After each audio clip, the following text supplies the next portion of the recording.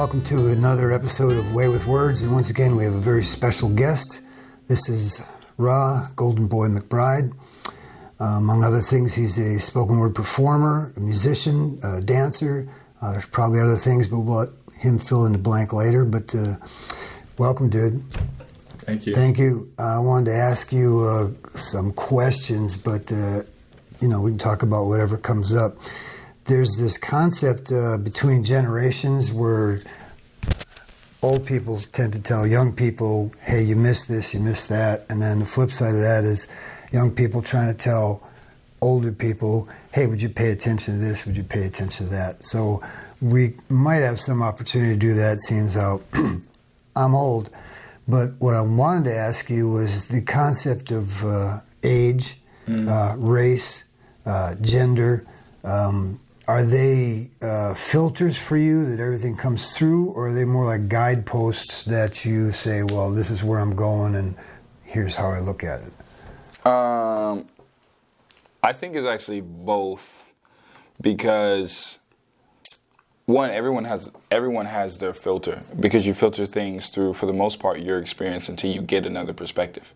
Like people will think the world is only one way until somebody with a completely different experience comes to them and says, hey, this is actually an option as well. So in terms of, speaking on the first thing you asked about the age difference, I honestly think if both generations can, or all generations involved, can make the decision that, like, hey, actually there's something I can learn from everybody, and not just, oh, I have the end all be all to things, because there's an originator of something somewhere. Whether you know where that origin came from or not, it still affects who you are or what you're doing in whatever realm or culture that you're in. Like, hip-hop started with something. I might not necessarily know or have heard or even like where it came from, but the fact of the matter is it started what I'm doing now. Whether I'm molding it and changing it, it had an origin before me.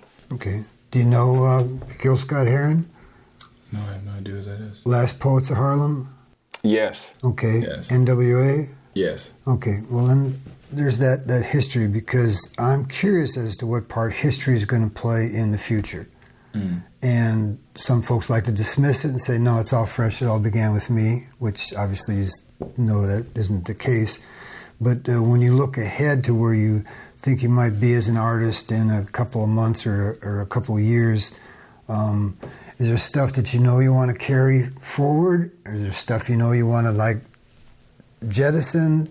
Most definitely. I would, both. There are things, for example, I understand also, talking about filters, that I'm predisposed to enjoy a particular type of music because of my exposure to it.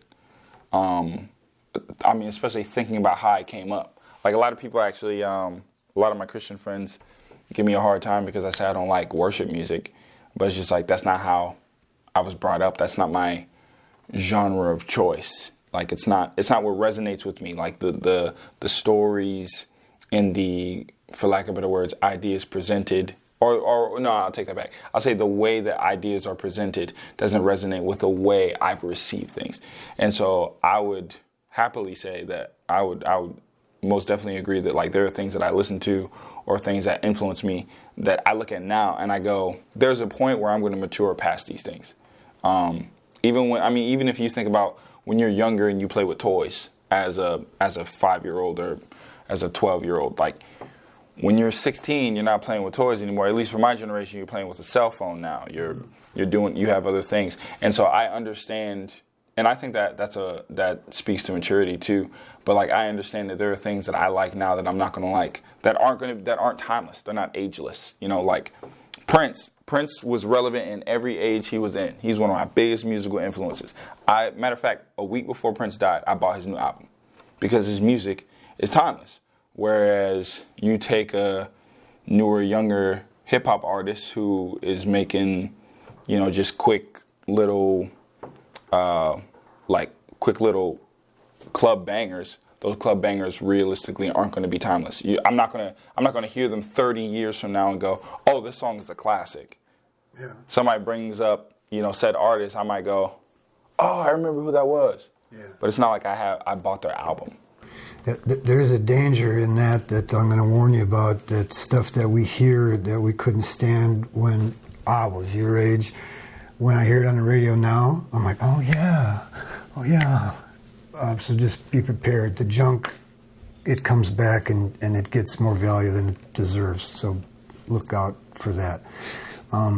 So another generational thing, especially dealing with things like political awareness, race awareness. There's a phrase around called woke, which I'm not going to pretend to define or even try to claim that I is, but this is something that's coming up, and what's the chance of it actually taking root and bearing fruit?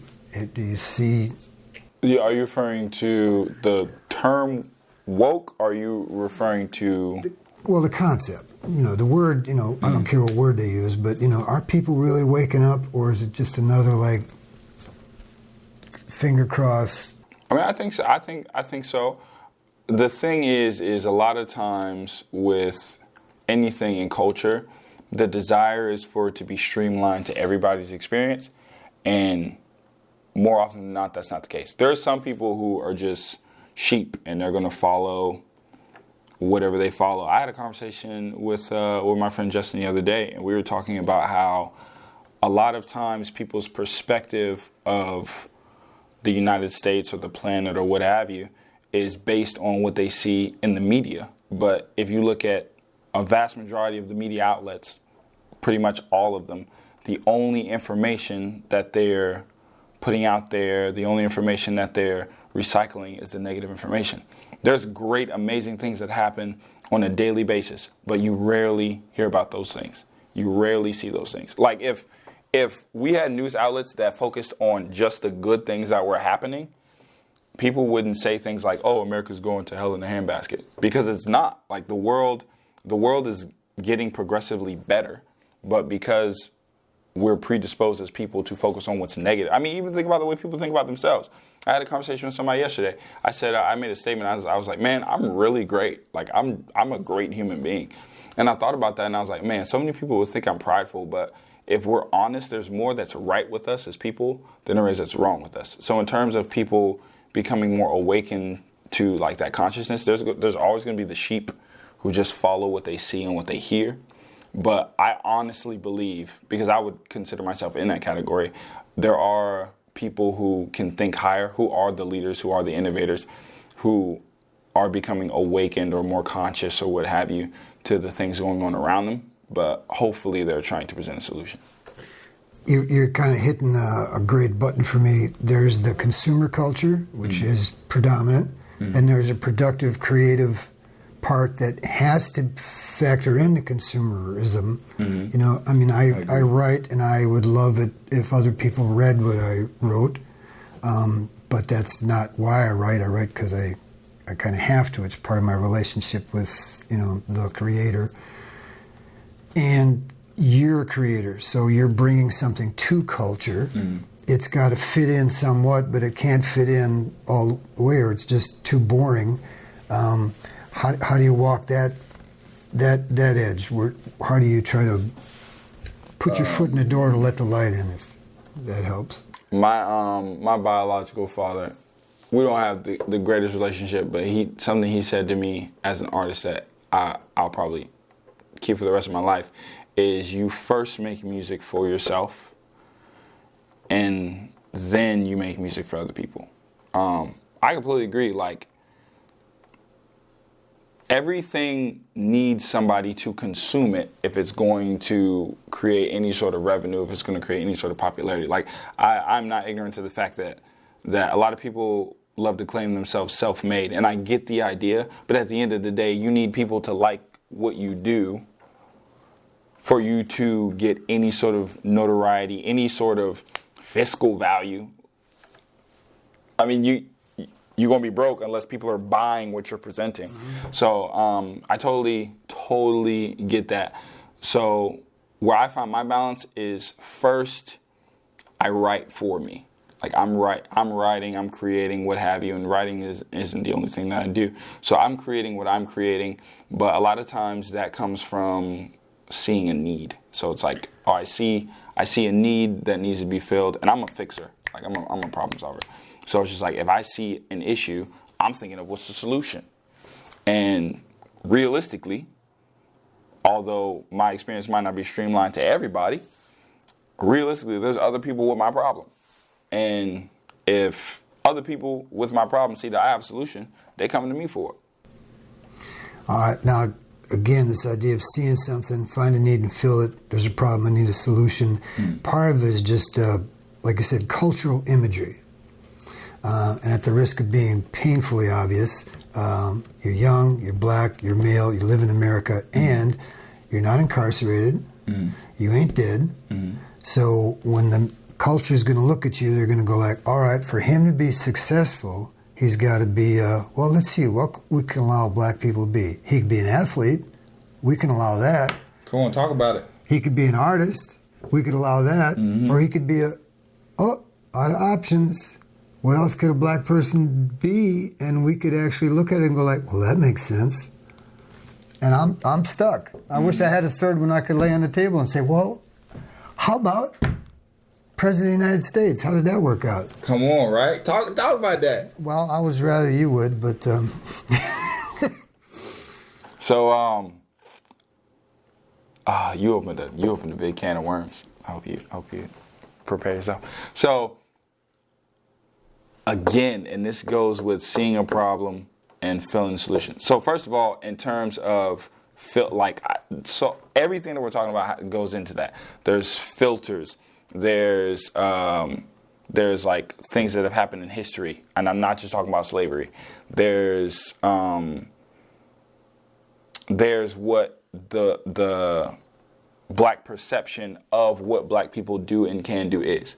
Like, again, I understand and I'm predisposed to certain things that I like, dislike, blase, for a big part because of my environment, because of my upbringing. And I also can understand that my upbringing is affected by media. I understand that my upbringing is affected by history, by cultural differences. So like within all of that, like the fact that, let's just talk about the like black people mainly strive to be athletes or musicians.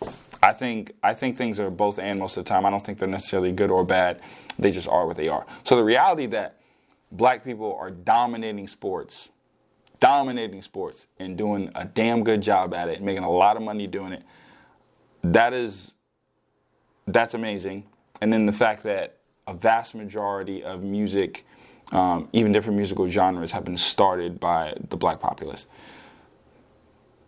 Unfortunately, most of the time, that's the only thing that black folks aspire to, because it's what they see. And the only way they're going to see something different is if, one, it's presented to them. There are some people, everyone I think is born with like an internal compass that like kind of sort of leads you where you're supposed to go in life.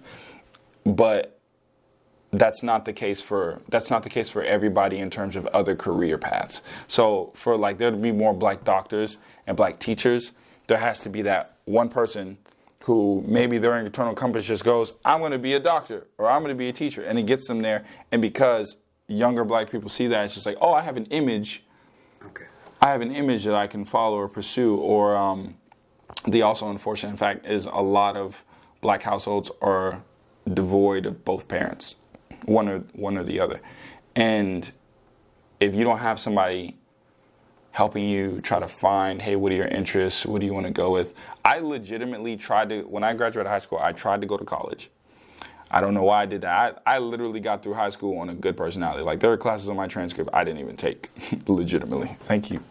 But when I graduated high school, I tried to go to college.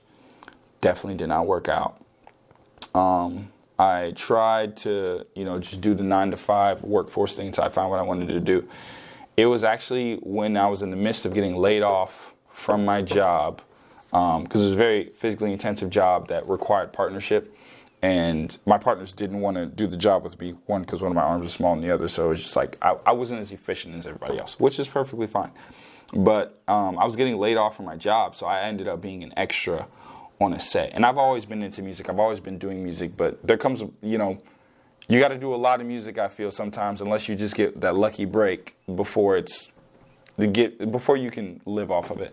And so I was working on a television set, and I did that for probably 3 months. And I sat there one day as an extra, and I'm listening to all these people who don't even care about acting. They're just like there because it's a check, and they can work for the day. And I'm just listening to them, and I'm just like, I would have killed for an opportunity like this. And I'm sitting there realizing that me sitting here being a background person that my name won't even make the credits, I feel more alive than I ever did trying to pursue college. And then I remember just 2-3 years prior, I was in high school and we were doing productions where we were selling out a 700-seat auditorium 3 nights in a row every year. And I'm like, that's what made me come alive. But you get caught in the drawl of like real life, and you get caught in the drawl of like, oh, like I have to be this person, or I have to have a sensible job and so I can make a career. And I honestly think it's BS. So, yeah, I hope that. If you ain't got a day job to quit, there you go. All right, leave that alone. Now, but we're touching on something again. The idea that some people are creative and some people aren't. Mm. And some people deserve to be creative and rewarded, and some people don't. Mm. And it's a peeve of mine because I did something very similar. I didn't use creative gifts to make a living. I got jobs. Mm. And so I played the square peg round hole game for only my whole life. And now that I've got 40 years left to hit 100, because that's my goal lived to be 100, get on a Smucker's commercial. We can talk about that later. But I'm going, I really don't have that much time left to ignore what I was brought here for. And that's good. Because of that, I'm trying to get people to unignore it quicker, sooner in their life, instead of waiting until, I can do that then. Mm. So it's one of the reasons I wanted to talk to other creative people, is to say, all right, let's say you're operating at 18% efficiency as a creative person because the culture takes away this much.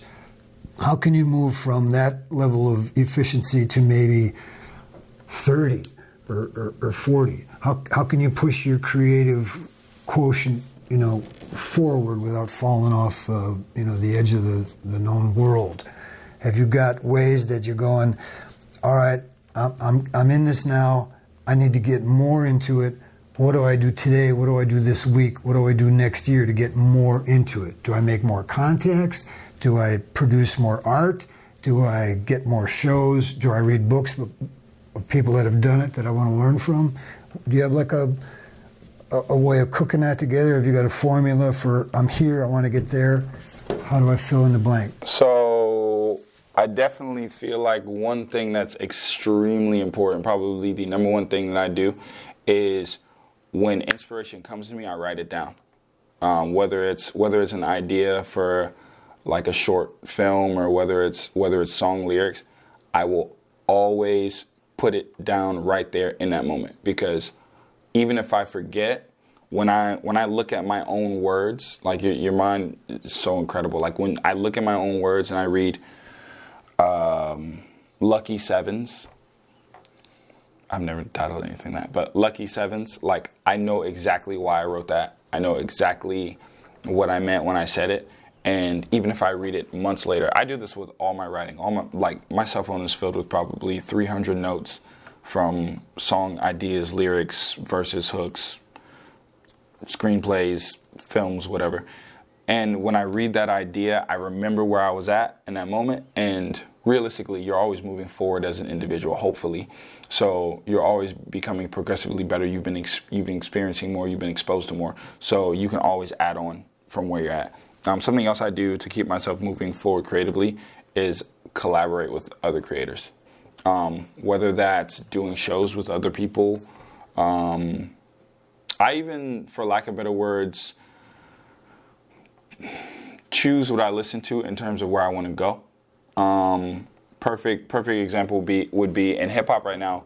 Everybody's rapping in triplets, and I caught myself writing the other day, and just naturally what I was writing was coming out in a triplet, and I have to stop listening to this. Like I can't, one, because I'm just kind of rebellious. I don't want to be like anybody else, but I was just like, what I'm listening to is starting to mold the way that I create, and I don't want it to do that. So I switched it, and I've actually started listening to a completely different genre of music, just to keep the gears turning. And that's something else too, is listening to art, or seeing, if you're a visual creator, seeing art, looking at art that's different from yours, and because there are little nuances and little things in it that might actually catch your eye, that consciously you don't realize, but subconsciously it affects you. And so because it's so different, it's actually going to enhance what you do, and you'll end up creating, so to speak, your own, because you're presenting aspects of something else to the already of what you do. And so it's not going to look like what that other thing was. It's not going to be what that other thing was, because it's that thing, but through your filter. So I don't believe I'm still sitting in this chair, because I'm so excited to hear what you have to say. I just thought I'd break the rhythm there a little bit. Sorry if that's awkward. So there's this reality of you get too influenced by the culture, and you say you're predisposed to it. I am not predisposed to understanding hip hop or rap rhythms. I often wish they had little white balls on. They don't have to be white, any colored balls going with the lyrics on the bottom, so I could follow along. Little black balls? Anything, because it's too fast for me. I don't get it. And I'm going like, okay, everything's rhyming with shun, on every downbeat, and that's as deep as I get, because I can't hear that fast. So that's my problem, cultural, age, whatever. But I have had the experience where I noticed I was getting too influenced by what I was taking in, and I had to switch up, like you said. I try to listen to things from other cultures, even if I don't understand the language, just because it helps break it up. There's another thing about, I play music. It's not my main creative line, but it forces me to be creative, because it's not natural to me like writing is. I can get lazy about writing because it comes too easy. So I study music, because there's nothing about that comes easy, which keeps the currents connecting, so that I can appreciate when I get a chance to write, of going like, oh, all right, I've got new brain cells now because I tried to learn how to play a dominant scale. Have you had that experience where trying to study music or art or dance showed up in your lyrics later, and you went, wow, I can actually move this forward because I'm using different parts of me in a different area? Yeah, most definitely. Perfect case in point would be television. Like a lot of people harp on television, but after working on a set, what you don't realize is you're actually taking in someone's art, something that they sweated and labored over for hours. And so to discredit it and say that it doesn't mean anything, that's a whole nother story. But within taking in like television, I realize how when I watch TV, because you choose what you watch, even taking in that media, whatever have you, enhances your writing. One, because you have more topics to speak on. Two, because you're looking at perspectives on ideas. And most creative people, I would say, or everyone, I would say, is actually deeper than we give them credit for. And so when you're taking in other people's media, when you're taking in other people's art, like you said, like you're studying music, like, okay, you're studying music, you're listening to other musicians, and so you're taking in their art, and their art now, because creativity is a connecting point, I feel. Like everybody comes together through some medium of creativity. Like you could potentially, not you, but you could hate black people and I could hate white people, but we both like the same movie. Like that's a point of commonality, that's a point of connection right there. So because of that, like art overlapping can cause your experience to art overlapping like within you can cause your experience to progress forward as an artist, as an individual, and in turn it's going to end up connecting you to other people. So you're always going to be, I personally think you're always going to be moving forward as an artist with anything you take in. Now where you're going might not be where you want to go, but you're always going to be moving forward. All right. So would you design your art to reach people that you wouldn't normally reach? I guess it depends on the piece, to be completely honest. And it also depends on where I'm at in life. Like there are some times where I just want to make just a song to really flex on. And what I mean by that is make a song where I'm like showcasing like how much of a badass I am. And then there are some songs where it's just like, no, actually there's a culture of people who are misinformed or have gotten the wrong interpretation of things that I or my culture might represent. And so I want to inform you. And again, that all just depends on where I'm at in the moment. I have pieces for both. I sent you a piece on our Instagram thing. I'm a black man living in a white world, which I can only sing in my car. You know, I can't be singing that song. That's besides the fact that I can't sing. I can't be singing that song. But that song gets me thinking. I'm going like, wow, how little do I know of what, you know, racial tensions are like. And in fact, the phrase racial tension is such an automatic, understood phrase in our culture. I don't even know what the flip side of tension would be if we invented a new phrase and say racial absence of tension. I mean, what's that phrase there? Where do we get along? What's that word? It's not even in the lexicon yet. So we might have to take a break, get a dictionary, and find that term and see if we can build on that. Yeah, legit. So your question is to like the racial barriers, so to speak. What's the flip? Oh. What's it like when people actually get along? What's that experience like? Oh. What do we call that? With with like creativity, that alone unites people. The flip side of that, which I've experienced, I would say a vast majority of my life. Like, I mean, I've gotten both. I've clearly, as a black man in America from the South, I've experienced a lot of racial tension, but simultaneously, I've experienced a lot of like unification and appreciation. I think celebration is probably the flip side of tension, because I think tension comes from lack of understanding, and so you put down what's foreign to you. But if we celebrated differences, I mean, I just think everybody would probably get along way better, because most people's issues, I feel, stem from their own insecurity and from lack of understanding. It's like when you don't understand something, it scares most people. It's just like, oh, this is foreign to me. I don't like it. It's just like, no, you don't actually not like. I have this rule. Try anything. You got to try something 3 times before you know if you like it. And it's just like, the first time you're experiencing something, of course you don't like it.